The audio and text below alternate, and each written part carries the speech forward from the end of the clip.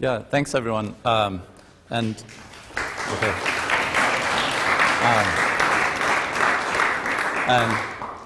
thanks to Michael, of course, and Marcus for organizing this.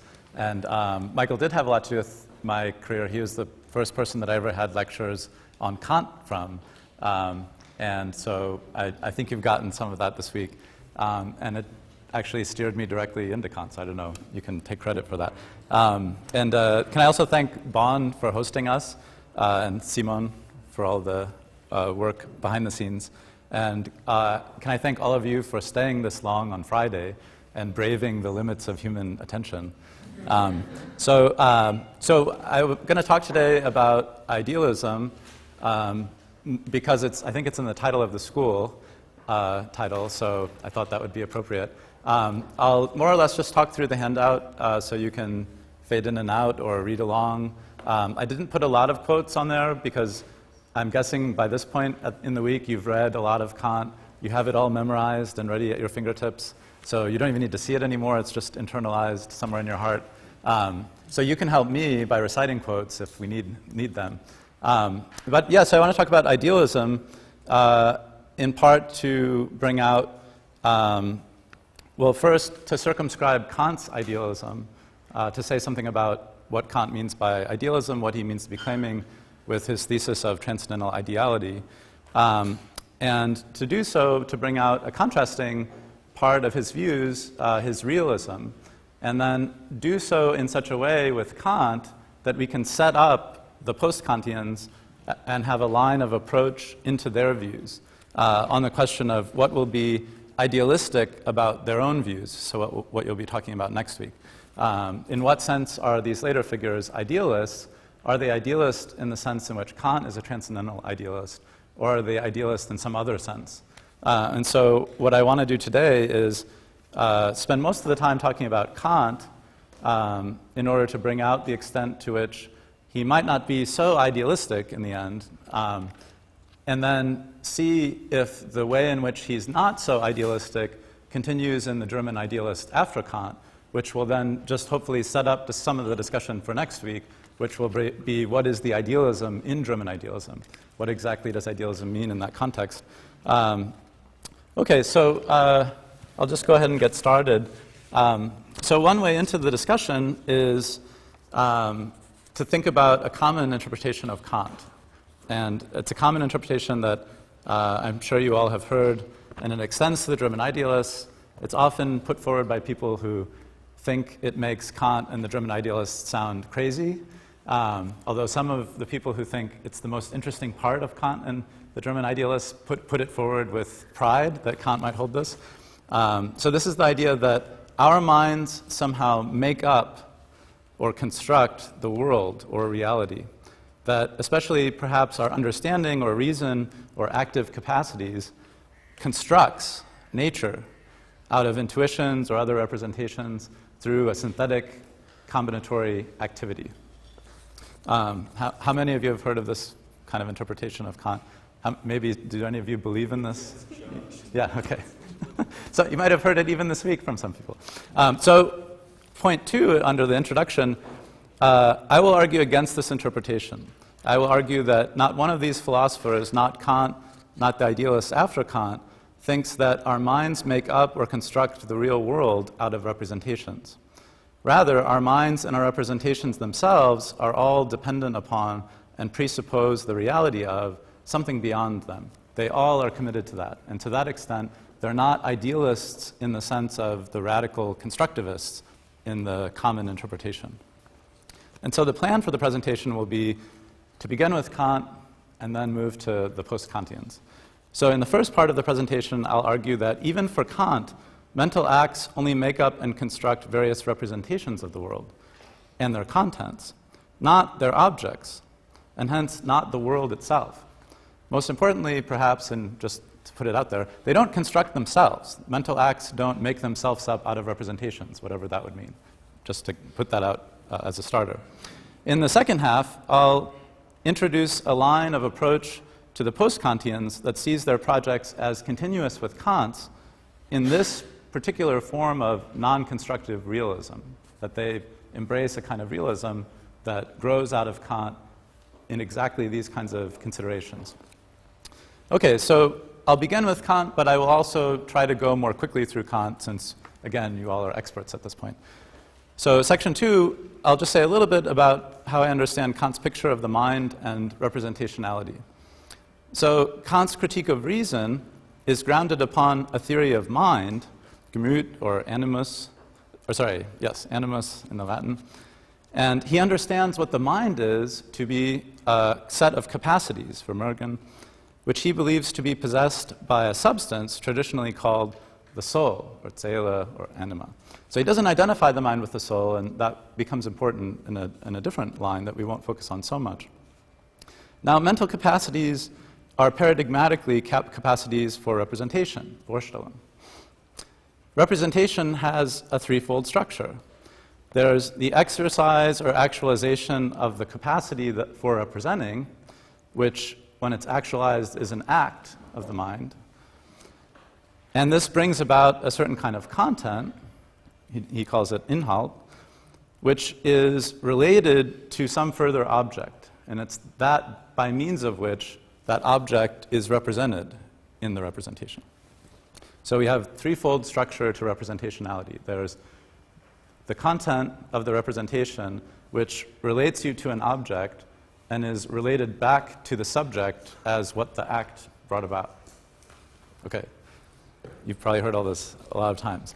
I think you can understand the content of representations for Kant as something like Phrygian senses, or Sinn.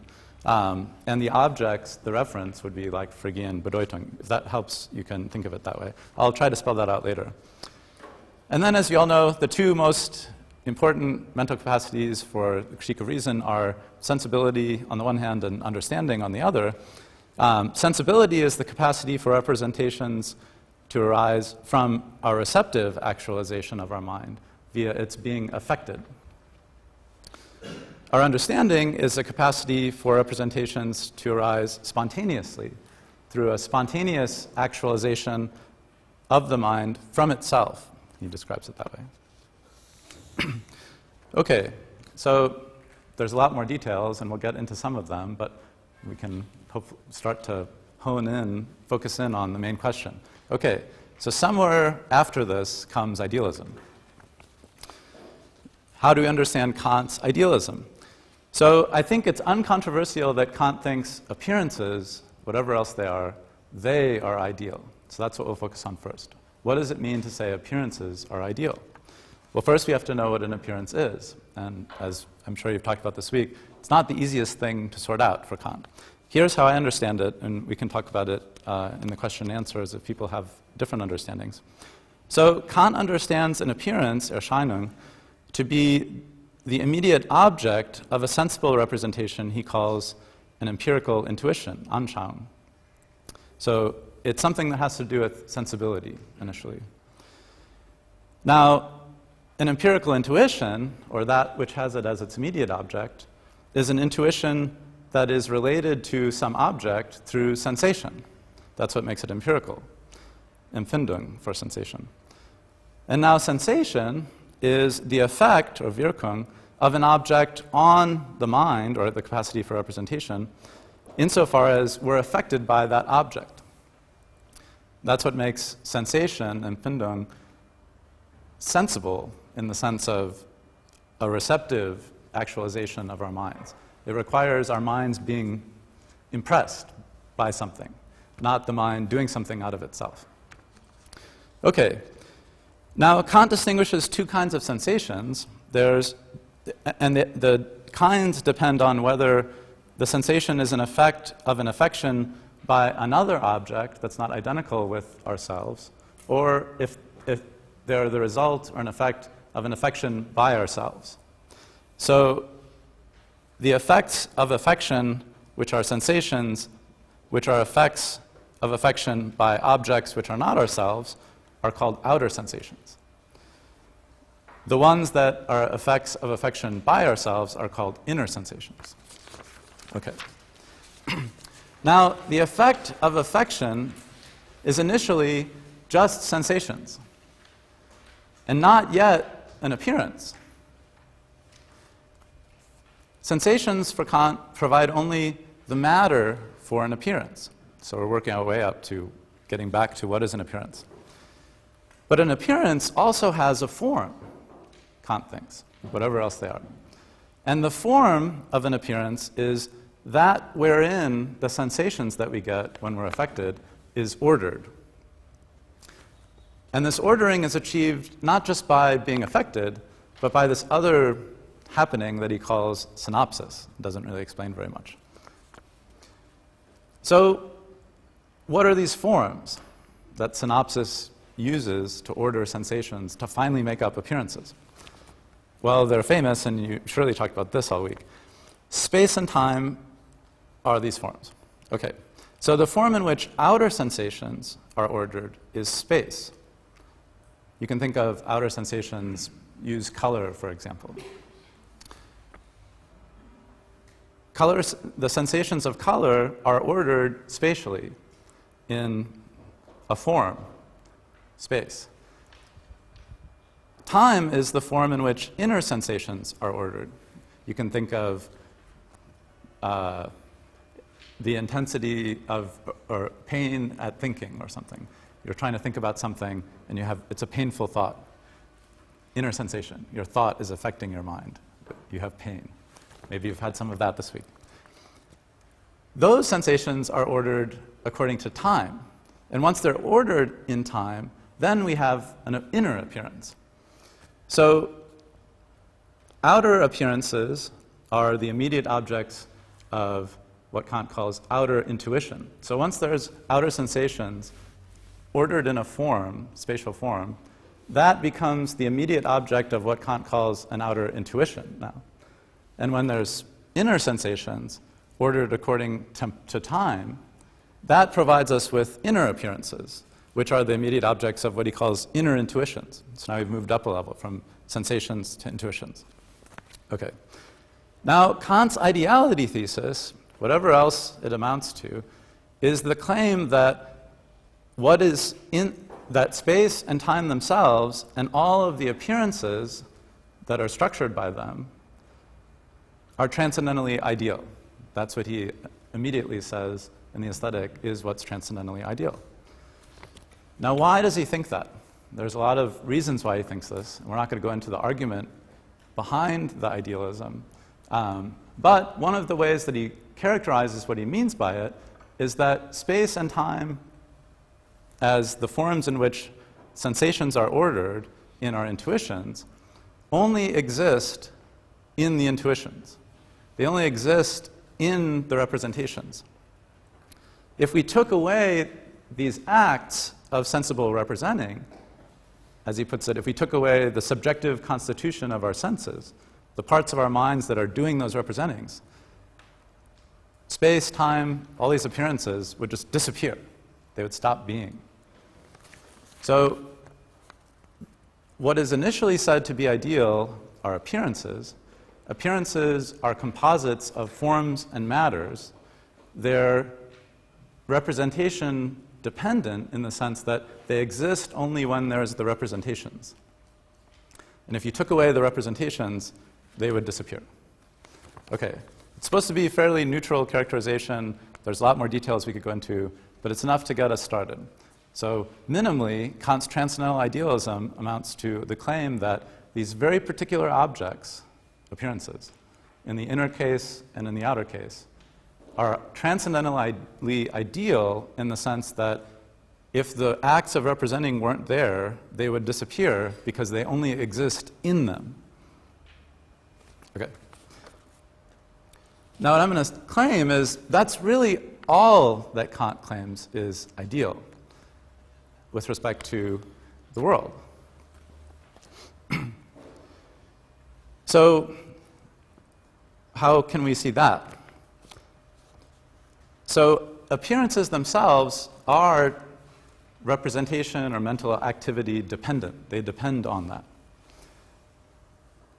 What are they? Can we say just a little bit more about what they are? Well, we know they're composites of matter given by sensation, ordered according to space in the outer case and ordered according to time in the inner case. But how else does Kant characterize this?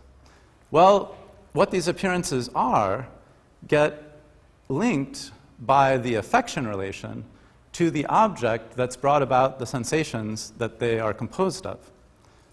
And so this object, that's the affecting object, which brings about the sensations, which gets ordered into an appearance, is what Kant calls the object of the appearance. Okay, this is 4.1. Appearances themselves, though they're contained in intuitions, are themselves, in this way, representations of further objects. Though appearances are themselves immediate objects of empirical intuitions, they are also themselves representations of different objects. So this is from the quote under 4.1. All representations as representations have their objects and can be themselves objects of other representations in turn. Appearances are the objects of certain representations, intuitions. Appearances are the only objects that can be given to us immediately. However, these appearances are not things in themselves, but themselves only representations, which in turn have their object. And this further object cannot be intuited by us, further intuited by us. And this further object may therefore be called the non-empirical or transcendental object equals X. Okay, so what are these further objects that get this mysterious title in this quote? What I want to claim is these are just the objects that are responsible for affecting us in the first place. In the outer case, what affects us, the objects that are not identical to us, to bring about outer sensations, that bring about outer appearances, that we have in outer intuition, those objects that affect us are what Kant calls bodies.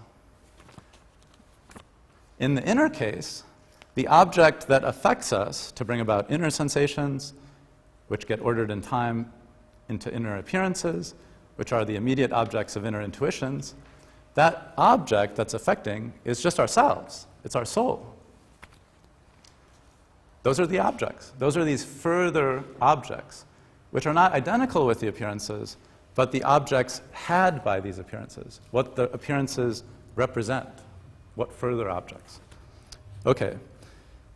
So on the view that I want to develop, outer appearances are appearances of the objects outside of myself which affect me and are called bodies. Bodies are the ultimate objects represented through outer appearances, the objects had by these appearances. Inner appearances are appearances of my own soul, its states, its activity. My own soul is the ultimate object represented through inner appearances. So to this extent, though Kant initially introduces appearances as the immediate objects of our intuitions, once we add the representationality of appearances into the appearance, we see that the appearance functions more like the content of an intuition, through which some further object is being represented. But we're just not conscious of that yet.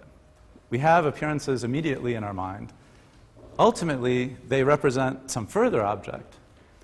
And in that way, if you're familiar with Frege's distinction between sense and reference, or Sinn and Bedeutung, they function more like the Sinn in relation to an intuition rather than the Bedeutung, if that's helpful.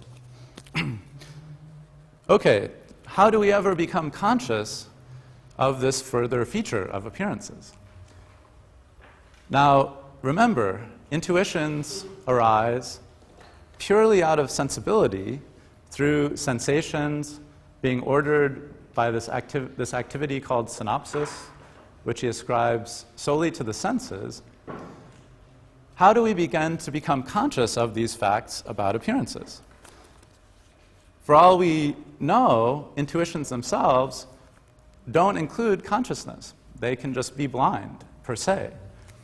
Kant associates the faculty for becoming conscious of things with, as we heard yesterday from Marina, with the I think, with the understanding, with the form of consciousness that's brought about by thinking in particular. So how does this process work? So now I'll just walk through slowly because I think you went through the first critique, and this is really just the order of the critique itself, which starts with an analysis of intuitions, well, sensations and intuitions, and then transitions to an analysis of consciousness, which starts with first a consciousness of the intuition and its content, the appearance, and then transitions through various syntheses to a consciousness of the object of the appearance. So how does this work, and what are some of the terminology that Kant uses for this procedure? So to become conscious of the representation relation that's included in an appearance itself, we must first become conscious of the appearances themselves. And this is what Kant thinks happens in the transition between what he calls intuition and perception, which is a distinct mental activity. Intuition is the mere having of an appearance as an ordering of sensation according to the form via the synopsis of the senses. Perception, or Wahrnehmung, or more literally, taking with awareness, is the empirical consciousness of an appearance. And this requires not just what he calls synopsis, but a synthesis. The first synthesis in the A deduction that he calls the synthesis of apprehension. And he calls this again by the same title in the B deduction. Here we run through and note and distinguish what's contained in the appearance. We become conscious of it. Through this, as he says in the B deduction, I make an intuition into a perception. So that's the first step. We become conscious of the appearances that we already have in sensibility. Now, on a lot of readings of Kant, especially the ones that are more radically constructive, you might think that's all you need to do. Once you have appearances, that's as far as you ever get. You always only notice appearances, and your mind has made those up, and those are the things that you can know, and the critique should basically stop with perception. But it doesn't, of course, as you all know. One of the high points of the doctrine in the analytic is not perception, but the next stage in the mental progression, which is experience, Erfahrung.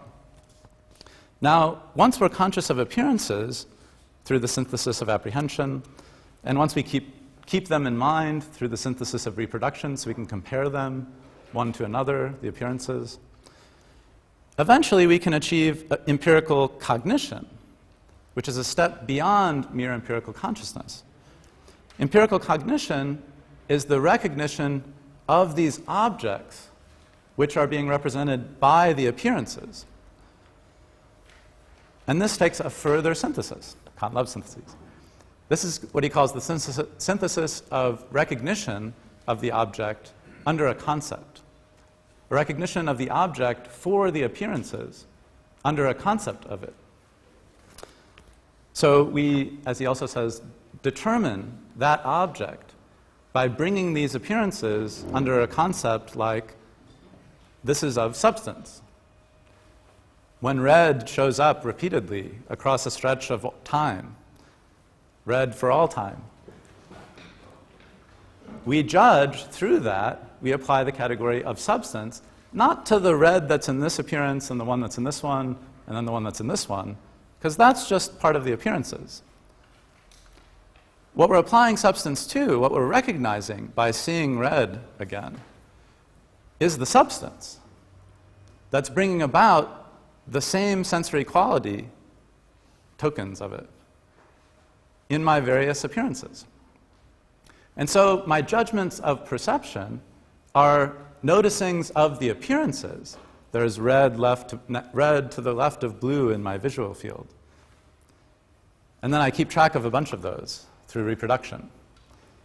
When I make a judgment of experience, I no longer am judging about my appearances. I'm judging about things in the world, the body that is red in the sense of it bringing about redness in my appearances. There's a body there. There's a substance there. There's something that has the power to affect me. The appearance itself is only in my mind. It only exists in my mind. It only exists in the representation. It can't affect me at all. That's part of its ideality. It's merely in the representation. It can't get out and do anything. The bodies are substances. They have forces. They can bump into things. Okay. So The synthesis of appearances in this second step, he also describes it as the synthesis of what I've noticed in perception, or the synthesis of my perceptions, is finally what brings about what Kant calls experience, Erfahrung, in the strict sense. Okay, so in the interpretation that I'm developing, bodies in the outer case and my soul in the inner case are the objects of my experiences in this sense. What I judge about in outer experience are bodies by way of their appearances. What I judge about in inner experience is my soul by way of its appearances. What I judge about in inner perception is my appearances of myself. What I judge about in outer perception are the appearances of bodies. But when I take the step, this is in the Prolegomena part 2, I think you all talked about that too, from perception to experience, I'm moving beyond what's subjectively there for me to a claim about an object that would be the same for others too, based on coordinating all of our appearances into some further object. Okay. So what we call body is a substance external to ourselves, which possesses powers, capacities to affect our sensibility, which remains identical across changes in outer appearances, and is in fact the ground of these changes. The ground of the changes is not some further appearance. It's a thing. It's a body. What we call our soul, the soul, is our own substance, which also possesses powers to affect our sensibility. Powers like, now we can go back to the beginning, having sensibility, having understanding, being able to think. Those aren't further appearances. Those are real powers that we all have and we're conscious of. These powers reside in our substance, which is the object of inner experience. And this object remains identical across changes in inner appearance and is again the ground of these changes. The appearances and the changes in them are not identical with the substances or the causes of them. Rather, appearances are representations or signs or indications of the further objects. So here's a quote where he says as much from the second analogy. How do we know things can change? How in general can anything be altered?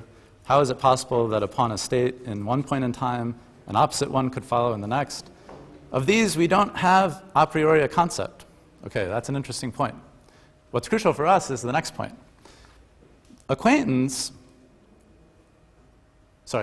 For this, acquaintance with actual forces is required. And that can only be given empirically, acquaintance with moving forces, or what comes to the same thing, acquaintance with certain successive appearances which indicate such forces. Point to. Not which are the forces, but which give you the forces, in a way. Point you on towards. Okay, so on this picture that I've been trying to sketch out, this is section 5, Kant is, in many ways, just a kind of boring old realist about bodies and souls. They exist, they're not identical with representations, they're the things that bring representations about, they're the things we judge about when we have cognition. We can only judge about them by way of their appearances when we're judging through experience, but what we're actually judging about are just real things. We use ideal things, items, to make the judgments, these appearances. We become conscious of these ideal objects. We notice relations in them. But ultimately, we're always stepping past them. We're always making a transition from what's transcendentally ideal to what's real, things. Okay, so Kant rejects the idea that his idealism entails that physical bodies do not exist outside of our representations of them. This is from the Prolegomena, which you also read, this part, I think. Even though he accepts that appearances do not exist outside of our representations. Okay, so idealism of a different sort, this is when he's talking about Berkeley and Descartes sometimes. Idealism consists in the claim that there is nothing else besides thinking beings, The other things that we believe we perceive through intuition, are only representations in thinking beings to which, in fact, no object existing outside these beings corresponds. I say in opposition, so he doesn't agree. What was just described you might think of as more or less the constructivist interpretation of Kant. What we call bodies that are outside of us really are just things our minds make up.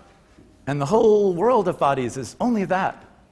And there isn't really anything existing that corresponds to any of that, because that wouldn't be made up by the mind. That would be real. But we can't ever say anything about that. I say in opposition, Kant says. There are things given to us as objects of our senses existing outside of us. Yet we know nothing of them as they may be in themselves. We're acquainted only with their appearances, i.e. with the representations that they produce in us. Again, appearances being called representations of these further objects that produce the appearances and aren't identical with them. Accordingly, I by all means avow that there are bodies outside of us, i.e. things which, though completely unknown to us as to what they may be in themselves, we are acquainted with through the representations which their influence on our sensibility provides to us, and to which we give the name of body. Which word, therefore, merely signifies the appearance of this object that is unknown to us, but is nonetheless actual. Can this be called idealism? It's the very opposite of it. Okay. Now, there's some more sections here which are more kind of inside of the game of Kant interpretation. I think I'll skip them because I think it might get too detailed and it might not be crucial for the rest of the presentation. This just has to do with if you're following along and you have your interpretation of Kant that's more constructivist, you might think there's going to be a crucial problem with bodies somehow needing to be in the space of intuition, but then somehow also not really being there. And all I want to say is Kant has thought this through. So the basic distinction is between the a priori space that's given in intuition and a pure intuition, and then the empirical physical space, which is not given a priori, but only given and constructed, the representation of it in experience. So that's in the metaphysical foundations of natural science. Maybe we can talk about that in the question and answers. So I'll go ahead and maybe just skip to 5.5. Just to note, the same thing should be true of time. And again, we know there's a distinction between our appearances of ourselves and ourselves because we have both a representational relation to our soul through our inner appearances that we become aware of in inner perception, and then we judge about our soul through an inner experience. But we also, and this is something also Marina touched on in her talk, we have a different relation to ourselves. We have what Kant calls pure self-consciousness, pure apperception. In that consciousness, which he explicitly rejects is an intuition, we are not conscious of ourselves as we appear. This is what he says in these passages that I cite. We're also not conscious of how we are in some full, sophisticated way, but we are conscious that we are, and that we are not as an appearance. So there's grounds in the inner case, too, for the object of these judgments that we're coordinating inner appearances towards being something which is fundamentally distinct from them. Okay, so 5.6. I've argued that Kant does not identify sets of appearances with physical bodies or any of their properties. The world of appearances is not identical with the world of physical bodies. The space of appearances, okay, we didn't talk about that part. It's not identical with the space of physical bodies. The time of appearance is not identical with the time of souls or physical bodies. Kant is an idealist, to be sure, about outer and inner appearances. What's immediately there in our intuition, what is contained in them, and what only exists in them. But he's a realist in a fairly straightforward sense about bodies and about our soul. So Kant is therefore not a classical metaphysical constructivist about the world in the broad sense. At best, he's only a semantical constructivist about our ways of determinately representing the world. We do syntheses and construct and make up stuff, and it takes its starting point from appearances. But the things we ultimately judge about aren't also made up by these syntheses. They're what are the targets of the products of the syntheses. And I don't know if it's okay to mention these names here, but Russell, Carnap, and Sellers have views that are similar to Kant's in these ways, and they also think of it as similar to Kant's. Okay, good. So a little bit longer on Kant than I was hoping to do. So if that's one way to think about why Kant describes himself as an idealist and the extent to which he describes himself as an idealist, what can we see as we now look ahead to the post-Kantians? So I don't know, I think when I walked in, I don't know if I heard someone talking about spirit already. Maybe other people have too. I know next week we're going to talk about at least Fichte and Hegel. I wanted to mention Reinhold and Schelling also because they're also very smart and can help fill in steps of the progression historically. So what I want to show now is just briefly talk through ways in which Reinhold, Fichte, Schelling, and Hegel all fundamentally accept this basic form of realism, that there are things which are not constituted, created, produced by our finite human minds. They believe that. All of their positions depend on there being those things, and those things are what are the targets of the theories throughout. So I'll give you a sketch of this. If you've never read these figures, I tried not to quote the hardest parts of them, because however hard Kant is, Hegel is 100 times worse. But I wanted to give you a sense, going forward, that there's a real question with these figures also.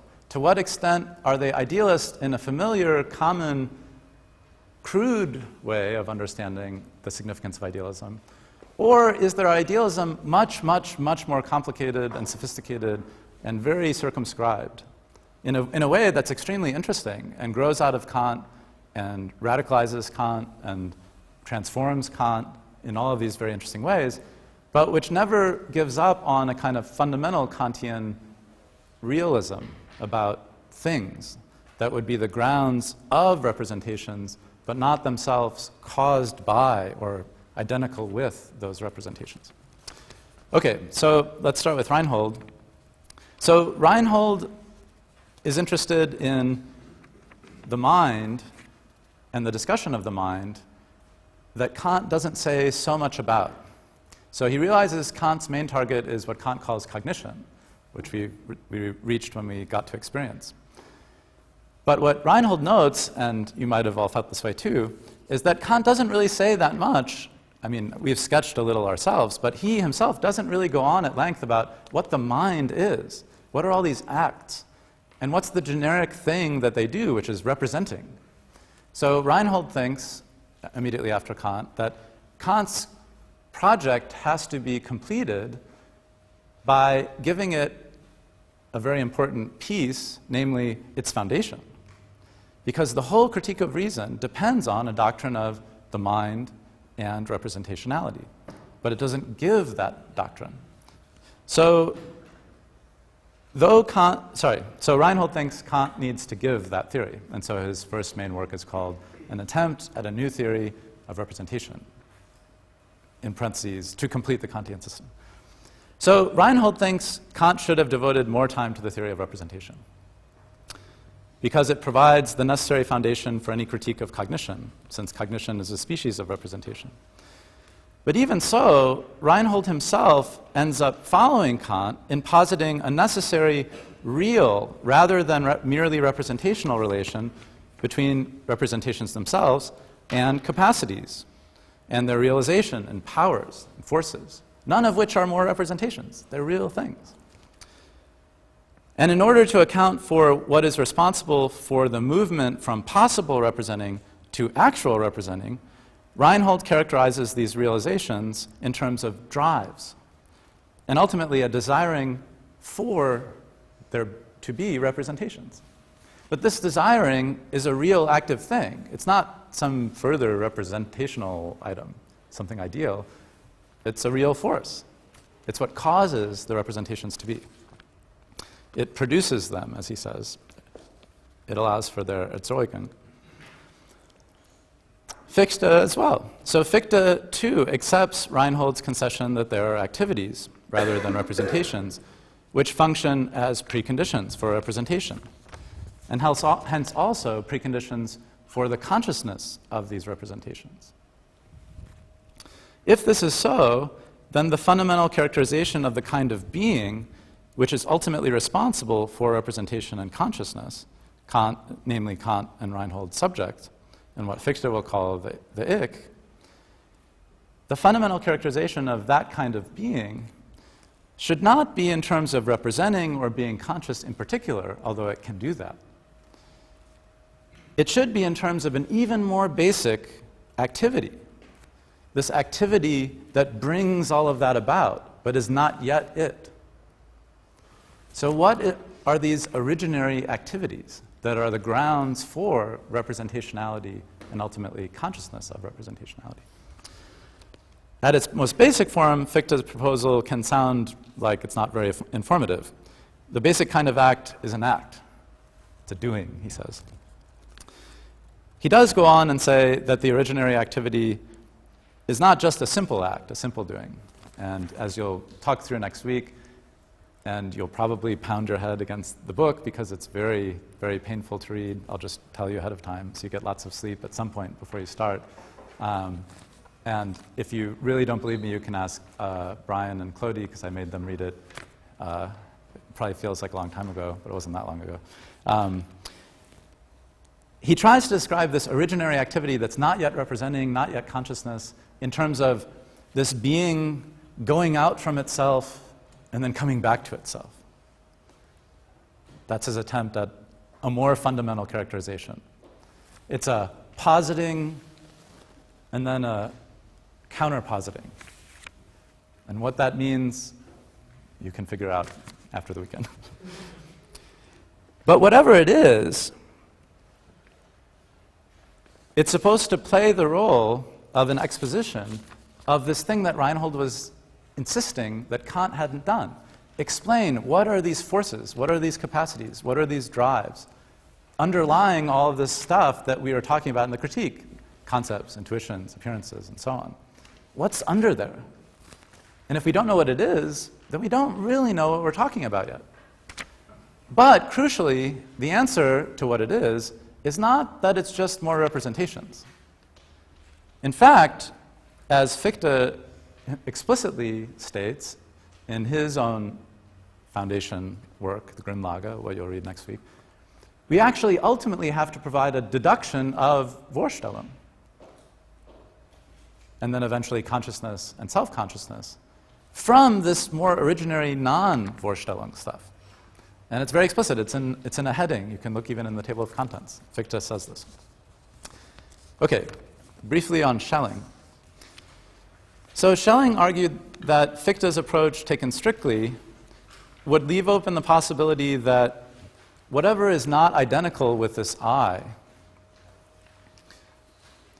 whatever objects there might be which are not identical with this I, the not I,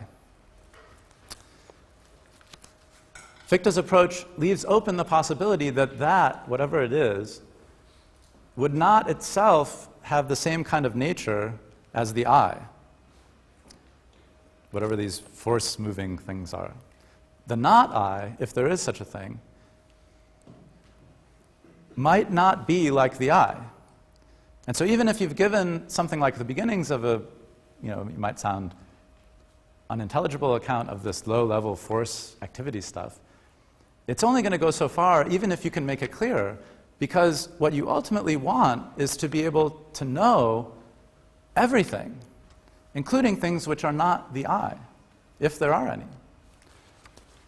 But, and here's where something that Michael is very concerned about comes in, if you can't prove that the not I has the same originary activities ground as the I, then you won't, inside from the I, be able to get to know that you can get in a harmony with the not I. Because the I's activity might just never harmonize because it might not be of the same kind as the not I. So this leaves open the possibility of skepticism, a vicious skepticism about the very possibility of knowledge of the not I. Schelling, like many people, takes knowledge to depend on truth. Truth, in turn, consists in the harmony or agreement between the subjective and the objective. Schelling holds that the only possibility for such agreement, and hence the only possibility for knowledge of the not I, would require that there is some deeper still, it just gets very deep, deeper still original identity of the I and the not I in something which is neither, what he calls the indifference point, indifferent to subjectivity and objectivity, out of which both spring somehow. Now he calls this reason. Why does he call it reason? Well, it's the ultimate ground. It's the reason in that sense. It's not subjective, finite, me doing stuff when I'm wondering if I'll make the train. It doesn't have anything to do with that. As we've seen from Fichte, all that stuff gets deduced way on page 200. Where you start with is something totally nobody even knows. Schelling thinks maybe only he and maybe Hölderlin had a mystical vision of it. Although we really kind of know what he's talking about, he thinks. He has to say that or else you won't read his book. So you won't talk about that next week, but it's crucial to the next figure, which is Hegel. But before we go to Hegel, just again note this indifference point, this reason in Schelling's sense, is not another mental representation that we make up. It's the ground of all the stuff that itself is the ground of all the stuff that is representational. So it's like several floors below. And it doesn't get somehow further dependent on the things that it produces. It's, for Schelling, a one-way direction from this absolute reason through to representation. Okay. Now, with that in place, we can at least say a few things about Hegel before we wrap up, and I will wrap up, as you can see. So Hegel agrees with Schelling that there needs to be this kind of originary point of identity, so that whatever is not I could still be thought of as being constituted by activity which is of the same sort as constitutes the I. Hegel thinks that what Schelling fails to work out is what that activity actually is. You can see a pattern. They just keep saying, okay, you pointed to something, but you didn't really say what it was. Now let me try. So what Hegel tries to do is explain what is this originary, what? Absolute reason in Schelling's sense. But do so in a way that's neutral with respect to it being explicitly subjective, like an I, especially in the sense of Kant's I, a finite I, or explicitly objective in the sense traditionally associated with nature, or that which is over and against the I. So Hegel thinks what Schelling never did, although he gave a doctrine of the I and a doctrine of the not I, philosophy of nature, and showed that the activities that constitute both are in some way parallel or of the same sort. What he never did was describe that progression itself that's parallel across both and would be kind of the purest expression of this absolute activity in its full abstraction. And so what Hegel thinks is what we need to do is tease out that parallel isomorphic progression that we found both in the I and both in the not I, but talk about it as in abstraction from either one, and give a formal characterization of the absolute, of reason. And now you might think this is perverse, but Hegel thinks that's what we call logic. Logic is the science of the absolute considered formally in abstraction from whether it's eventually giving rise to finite spirit or representationality, or eventually giving rise to nature or the not I and all of its complexity. That's logic. Now, if that didn't quite do it for you, or you didn't understand, let me try Hegel's own words. This is in 7.1. Logic must precede both the philosophy of nature and the philosophy of spirit in order to first present the foundation Grundlage and the inner simple scaffold, Gerüst, of the forms or steps which will then be shown to be concretized on both sides, in the I and the not I. In Hegel's striking words, what is required is nothing less than to present the system of pure reason and Schelling sense, whose content is the presentation of God as he is in his eternal essence before the creation of nature and of finite spirit. So now it's clear. Even if it's not clear, what is clear? If it's God, it's not us making it up. There's no way that God, before the creation of finite spirit, is somehow constituted or dependent upon activities of finite minds. You could try to be heroic and make that work, but the whole tenor of it is just going in the opposite direction. What would it mean for Hegel to still be an idealist? Okay, I'll skip 7.2 because it's even more poetic.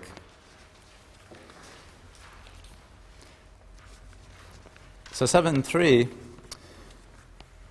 not only is finite spirit or representationality in the traditional sense of this period dependent on this logical abstract progression, which is itself not representational but absolute in this other sense, indifferent to representationality. In Hegel's system, he also thinks we have to make clear the extent to which, and he thinks Schelling doesn't achieve this fully either, there is a kind of ordering in the progressions. Nature is what logic, the absolute forms, first releases itself into and becomes concrete. Finite spirit only comes after. Finite spirit presupposes that nature has been doing nature things, that the absolute has been naturalizing itself. And so in this way, Hegel even more so construes the mind of humans, representationality, consciousness, as not only not self-grounding or grounding of everything else or creating everything else, it's grounded in what he calls logic. It's also explicitly takes nature, too, as its presupposition. It has, and this is in 7.3, actual spirit, our spirit, has the logical idea as its first presupposition, but it also has external nature as its most proximate presupposition. It literally presupposes nature. It doesn't constitute it. And then when he actually talks about consciousness, finally, at the end of the encyclopedia, even there, he spends a whole first section not talking about consciousness. He talks about what he calls the soul, and most explicitly, a natural soul. And if I also made Brian and Claudia read this, it's really crazy, wonderful stuff. What he talks about is like weather patterns and the Earth's soul and impulses and the way in which twins can kind of know something's happening across the world. And you have a kind of sympathy with certain people where you grew up with. And animals do too. And there's this phenomenon he calls animal magnetism, which is activity of the soul, has nothing to do with consciousness or representations. But it counts as a natural version that is itself a further presupposition of consciousness and representationality and our minds doing stuff. Okay. I'll skip 7.4 too, because that's very abstract, but we can talk about that. I know some people in the room have thought a lot about this. So let me just conclude. Real being beyond appearances. Post-Kantians surely shift the focus of philosophical investigation away from representationality and its, in Kant's sense, ideal constituents toward the real activity, what Hegel calls movement. Note, not towards representations of activity, but to real activity that's necessary to bring about representationality itself. Nevertheless, the acceptance of an active, productive reality beyond representationality is present already in Kant. That's what I wanted to show in the first half. So, in general, what I want to put out there is the burden is on the constructivists. This all sounds very anti-constructive, constructivist in the sense that we spelled out at the beginning. We simply don't find any of these authors claiming that our minds, finite spirit, create or construct nature qua object in terms of a referent. Even if our modes of knowing nature, rather than nature itself, are in some sense brought about by the movements of our finite spirit, our finite spirit itself is equally said to depend on something that it's not, nature, natural soul, which it doesn't turn around and retrospectively constitute either. And furthermore, especially by the time of Schelling and Hegel, both nature and finite spirit are clearly said to be realizations or concretizations of something even more originary and non-representational, the infinite or absolute idea in Hegel's sense, or what's Hegel presenting in the logic. So that's my case. So now we can talk about it. Thanks.